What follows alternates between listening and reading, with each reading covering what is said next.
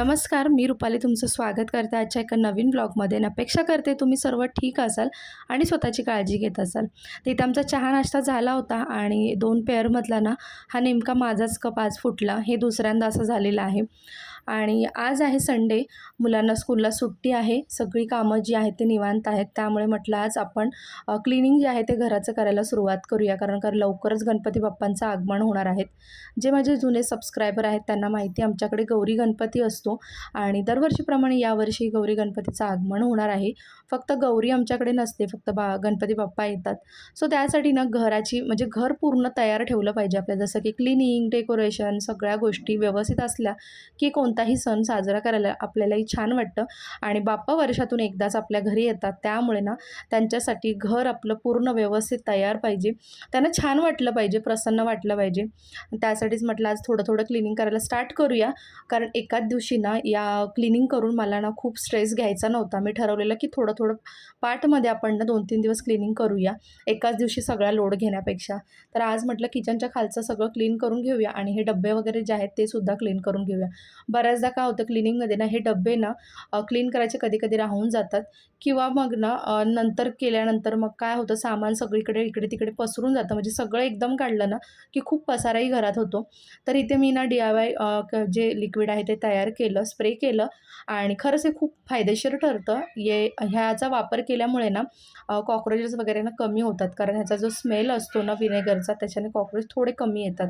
तरी ते सगळीकडे स्प्रेड करून घेतलं आणि आता किसणीने सगळं घासून घेते आणि त्यानंतर मग हे पुसून सुकण्यासाठी ठेवते आणि हे डब्बे जे आहेत ते क्लीन करायला घेते.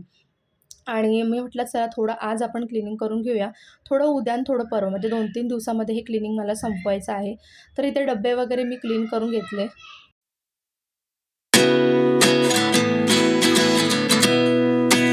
नंतर इथे ना जी काही माझ्याकडे काचेची भांडी होती तर ती म्हटलं क्लीन करून घेऊया, कारण आता गणपतीत नाही या सगळ्या गोष्टी लागतात. तर या गोष्टी ना मी अशा डब्यामध्ये व्यवस्थित ठेवून घेते. आणि मला हे सगळं काढताना ना मला हा छोटा डब्बा सापडला. तर हा माझा ना लग्नाच्या आधी जेव्हा मी जॉबला जायची तर या डब्यातून मी भाजी घेऊन जायची आणि डब्बा बघून मला ना खूप हसू आलं की मी तेव्हा किती छोट्या डब्यामध्ये भाजी घेऊन जायची.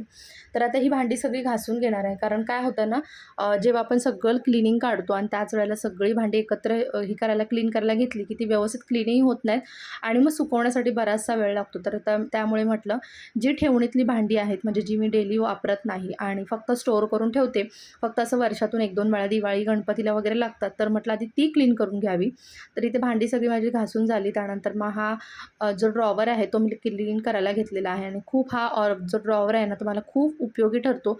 बऱ्याचशा अशा गोष्टी आहेत ना इथे स्टोअर करता येतात इझिली. जसं की तुम्हाला माहिती आहे मॉड्युलर किचन नाही आहे, नॉन मॉड्युलर किचन आहे, त्यामुळे सगळ्या गोष्टी ना ठेवायला थोड्या डिफिकल्ट होतात आणि त्याचबरोबर ना स्वतःचं घर नसल्यामुळे काही सेटही करता येत नाही.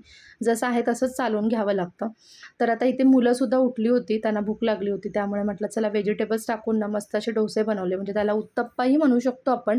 तर मस्त कांदा वगैरे कट केला, गाजर कट केला आणि थोडीशी मिरची, कोथिंबीर, टोमॅटो वगैरे सगळं कट करून मस्त असे ना डोसे काढून घेतले आणि आज हा भरपेट नाश्ता आता आम्ही करणार आहोत. आणि मग जेवण दुपारी बघूया काहीतरी थोडंसं लाईटलीच बनवणार, म्हणजे पुलाव वगैरे किंवा मसाले भात असंच काहीतरी, वाटाणा भात वगैरे बनवेन. आणि इथे छान असे डोसे घेतले. प्रज्ञाला काही चटणी आवडत नाही, त्यामुळे मी माझ्यासाठी चटणी घेतली. आणि इथे आता माझी ना बाकीची जी भांडी होती तीसुद्धा क्लीन करून झाली होती. तर आता ही सुकवायला ठेवते आणि मग पुढच्या क्लिनिंगला सुरुवात करते. म्हणजे काय होतं ना की एकत्र सगळा लोड होत नाही. आणि इथे थोडी क्लिनिंग केली, मग लोलोला झोप आली, त्याला झोपवलं. त्यानंतर इथे संध्याकाळ झाली होती. आता बघा मला खूप भूक लागलेली आणि लोलोलासुद्धा भूक लागली होती. तर म्हटलं चला थोडं बिस्किट खाऊन घेऊया. हल्ली मी चहा कमी केलेला आहे, गोडही कमी केलेलं आहे. पण कधी-कधी खूप जास्त ना क्रेविंग होतं आणि अशा वेळेला मग मी माझं मन मारत नाही, थोडंसं खाऊन घेते, काही फरक पडत नाही इतकं.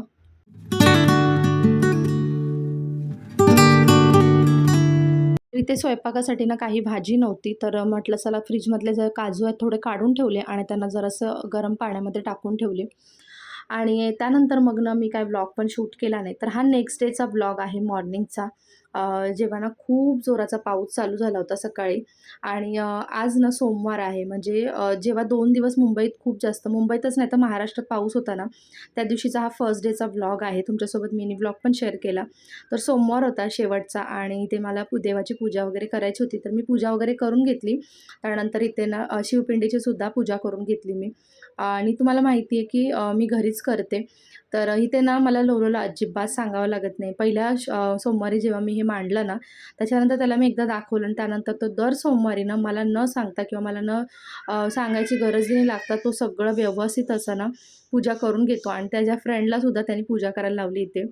त्यानंतर मग संध्याकाळी उपवास वगैरे आम्ही सोडला आणि डीमार्टला गेलो कारण आज खूप जास्त पाऊस होता. मी काही बाकीची क्लिनिंग काही केली नाही. थोडंसं डल वातावरण असल्यामुळे ना थंडी लागत होती, झोप येत होती, आळस येत होता. तर थोडा आम्ही रेस्टच केला आणि मग थोडं संध्याकाळी पाऊस कमी झाला तर यांचं म्हणणं होतं की आज डीमार्टला आपण सामान भरून घेऊया. नंतर मग पुन्हा मला वेगळी सुट्टी करायची गरज नाही. त्यामुळे मग खूप विचार करून आम्ही लेट नाईट निघालो. म्हणजे 9, 9:15ला आम्ही डीमार्टला पोहोचलो. इतका पाऊस नव्हता, पण डीमार्टच्या जवळ आलो आणि थोडासा हलकासा पाऊस पडला. त्यामुळे तुम्ही बघू शकता माझी केस वगैरे सुद्धा ओली होती.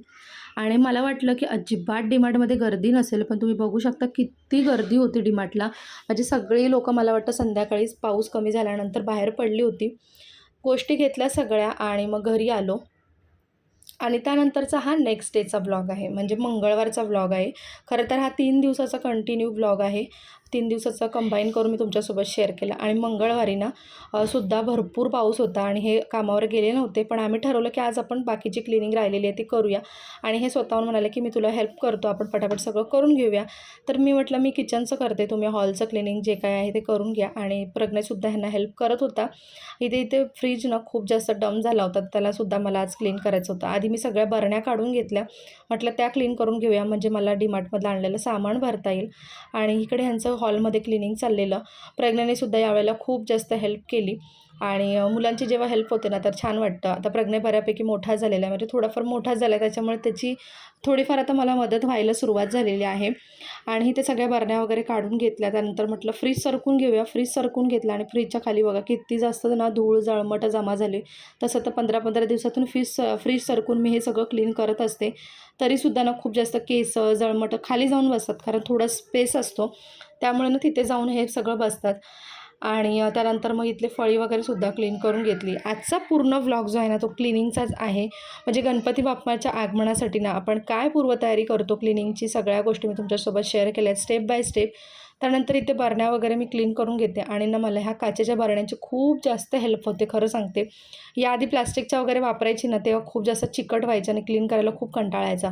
पण प्लास्टिकच्या बरण्या आहेत ना, अगदी हलका हात फिरवला तरी क्लीन होऊन जातात आणि छान ट्रान्सपरंट दिसतात त्या, जेव्हा आपण सगळं सामान वगैरे त्याच्यात फिल करतो. तर इथे फ्रीजसुद्धा मी रिकामा करून घेतला आणि आता ह्याला क्लीन करून ना सुकण्यासाठी ठेवून देते आणि त्यानंतर मग ना बाकीची भांडी वगैरे तीसुद्धा बघते सुकलीत का, ते पुसून घेऊन पुन्हा जशी आहेत तशी टाकीत भरून ठेवते.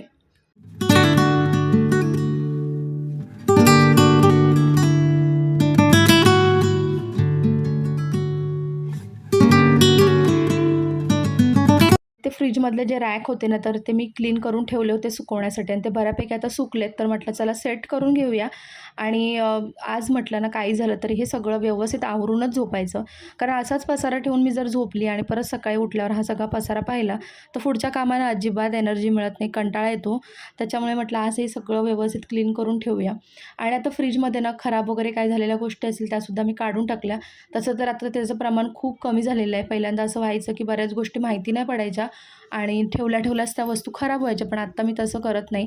खूप कमी गोष्टी मी स्टोअर करण्याचा प्रयत्न करते. त्याचबरोबर ज्या गोष्टी स्टोअर केल्या त्या आठवणीने वापरते, संपवते आणि कमीत कमी गोष्टी खराब होतील याची भरपूर काळजी घेते मी.